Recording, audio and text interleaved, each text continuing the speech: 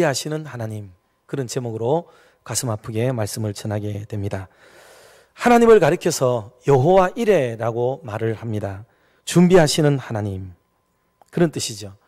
그래서 아브라함이 하나님의 음성을 듣고 그 사랑하는 독자 백세에 주셨던 아들을 번제로 드리라는 말씀을 듣고 참 그 명령 앞에 그대로 순종하기 위해서 아들에게 짐을 지어가면서 모리아에 있는 한 근처 산으로 오르게 되었습니다.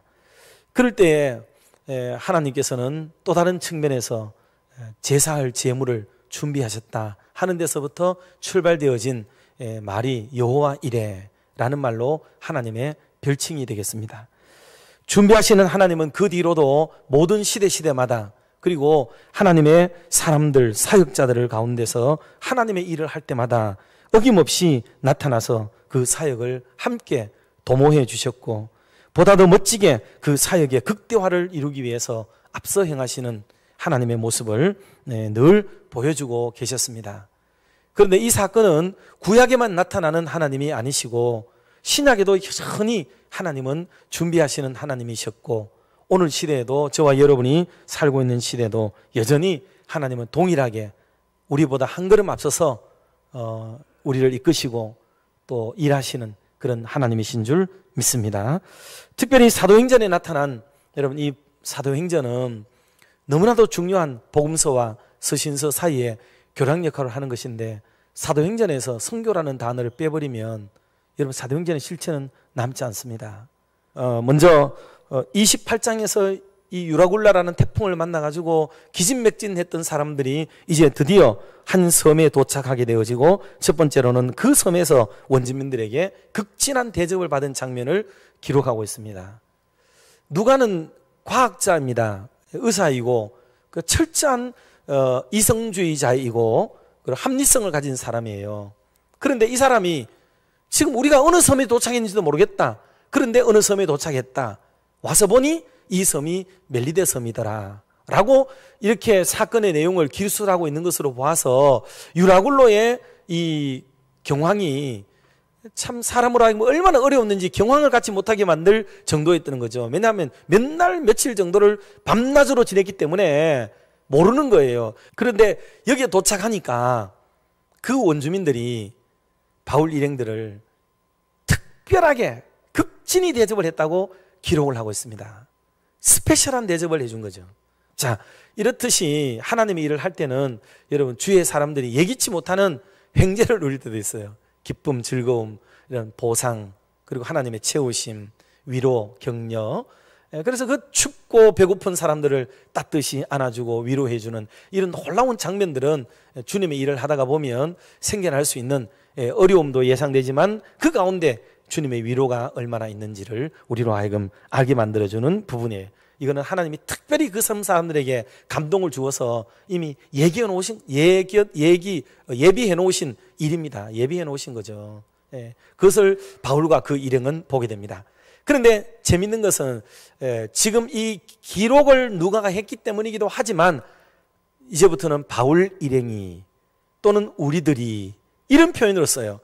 전에는 백부장이 인솔해 가던 하나의 제수선이었다, 혹은 뭐 상선이었다, 이렇게 기록이 되어 있어야 되는데 선장도 선주도 빠져버리고 이 전체 책임을 지고 있는 백부장도 그냥 온데간데 없어져 버리고 이제는 주도적으로 바울이 지도자가 되어져 있고 이끈다는 것을 보여주는 대목으로 확연하게 패턴이 바뀌어지는 것을 볼 수가 있습니다. 자, 이렇게 해서 도착을 하게 되죠. 그런데 두 번째 단락에 가면 또 재미있는 일이 벌어져요. 살인자로 그리고 또는 신으로 역임을 받았다 그랬습니다. 그 지역의 대표성을 가지는 보블리오라고 하는 사람이 있었는데 꽤 부자였던 것 같아요. 그래서 이 사람들을 다 초청을 해가지고 사흘 동안이나 먹이고 재워주는 일을 합니다. 굳이 난파당한 사람을 이렇게 할 이유가 뭐가 있겠어요. 매우 스페셜한, 매우 이례적인 일을 지금 이 섬 사람들은 하고 있습니다. 뭐 때문에 그렇게 했는지는 몰라요. 그러나 하나님이 살아계실진데 사람들 각자에게 감흥을 주시고 감동을 하시고 바울과 그 일행들에게 역사하시기 시작했고, 그들에게 위로를 넘어서는 하나님의 일하심을 보이시기 위한 하나님의 공작이 지금 이루어지고 있다는 것을 보여주고 있습니다. 마침 그 집에 가서 지내는 동안에 그 아버지가 이질과 열병으로 누워 있다는 것을 압니다. 8절 9절 같이 봅니다. 보벨리오의 부친이 열병과 이질에 걸려 누워 있거늘 바울이 들어가서 기도하고 그에게 안수하여 낫게 하매 이러므로 섬 가운데 다른 병든 사람들이 와서 고침을 받고. 아멘. 참 놀랍죠. 지금 앞에 있던 사건들은 뭐냐 하면 바울이 수동 형태로 자기가 어떤 위기를 당했을 때에 살아남는 걸 얘기했다고요. 근데 지금 같은 경우에는 패턴이 바뀌어서 이제 치료를 해주는 쪽으로 능동적으로 바뀌어지고 있습니다. 사역이 공격적으로 나아가고 있다는 것을 알 수가 있습니다. 그리고 이 소문을 들었던 수많은 주민들이 몰려오게 되어졌고 마치 예수님 시대의 상황이 재현되는 것처럼 찾아오는 모든 사람들을 다 고쳐줘서 그들이 고침을 받고 돌아가는 이런 내용들을 담고 있는 게 여러분 이 사도행전의 28장에 돌아가는 사건의 내용이에요. 이런 일을 겪고 나니까 뭐 대접이 달라지는 것은 말할 것도 없고요.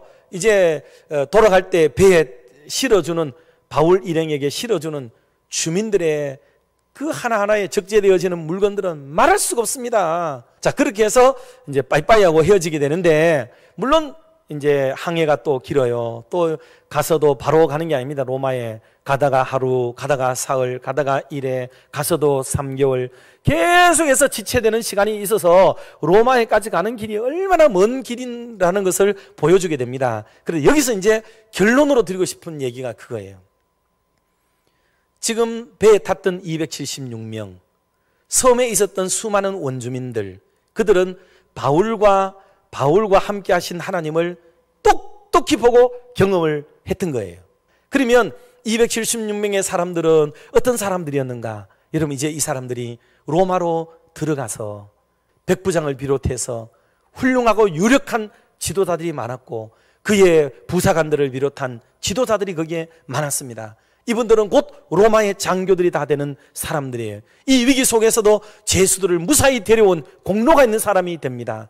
그리고 이 사람들의 그 바운더리는 전부 천부장들을 비롯한 훌륭한 지도자급 인사들과 만나는 사람이 되고, 그리고 로마의 문턱, 황제의 문턱을 넘나드는 사람들이 되어서 고관대적들과 유를 같이 하는 사람들이 다 됩니다. 이분들에게 바울 일행과 그가 만났던 하나님, 그의 배후에 있었던 하나님에 대한 얘기를 장황하게 하게 됩니다.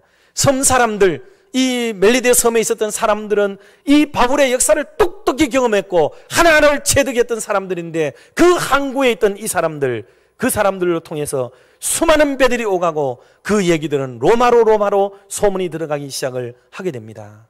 그래서 바울이 로마에 들어가서 복음을 전할 극대화시키는 일들을 누가 하느냐? 바울의 말로 하지 않습니다. 물론 바울이 말을 해요. 하지만 그 모든 소문은 누가 내느냐? 이 사람들이 다 내요. 이 사람들이. 사도행전 28장 31절 32절 말씀이에요. 같이 한번 끝으로 합독을 하도록 하겠습니다. 30절 31절 봅니다. 바울이 온 이태를 자기 셋집에 머물면서 자기에게 오는 사람을 다 영접하고 하나님의 나라를 전파하며 주 예수 그리스도에 관한 모든 것을 담대하게 거침없이 가르치더라. 아멘. 바울이 거리를 다닌 게 아니에요. 바울이 로마를 막 행군에 댕기는 게 아닙니다. 바울이 셋집에 머물렀을 뿐인데 사람들이 바울에게로 찾아오는 거예요. 뭐를 듣고? 소문 듣고 오는 거예요. 소문 듣고. 그래서 하나님의 교회는 나는 지금까지 지내면서 몇 사람 전도도 못했는데 이상하게 하나님이 귀한 분들을 보내주시고 이상하게 소개를 해주시고 이상한 사람들의 손을 거쳐서 우리에게로 오게 만들어서 오늘 우리와 더불어 믿음 생활하게 하시는 이 역사는 우리가 주도했던 게 아니고 하나님의 성령께서 이끄시는 일인 줄로 믿습니다. 하나님의 일하심은 언제나 이런 것이었어요. 신명확측하게 하나님이 일하셨지 우리가 내세울 수 있는 게 아무것도 없어요. 아무것도. 그러니 여러분, 세계 선교는 뭐냐? 세계 선교는 예수 소문 내고 하나님의 교회 소문 내고 여러분 그런 하나님의 나라를 소문 내는 일이 세계 선교예요. 그 소문을 은혜롭게 잘 내게 되면 그 사람들이 입에서 입으로 내요. 오늘 정리하면서 저와 여러분의 삶에도 이해 못할 일들이 생기고 또 난해한 일들이 생기고 왜 이런 위기스러운 일들이 생기는가 하고 그럴 때도 있습니다. 그런데 여러분 혹시 압니까? 하나님이 이 일을 통해서 결국은 하나님이 우리를 이끌고 싶어하는, 몰고 집어넣고 싶은 어떤 한 군형으로 우리를 이끌어 가시는 하나님의 독특한 방법일 수 있다는 것을 꼭 기억하고 오늘을 불만과 불평으로만 살아가지 말고 하나님의 일하심을 기대하면서 성숙한 자세로 살아가는 저와 여러분 모두가 다 되시기를 주님의 이름으로 축원합니다.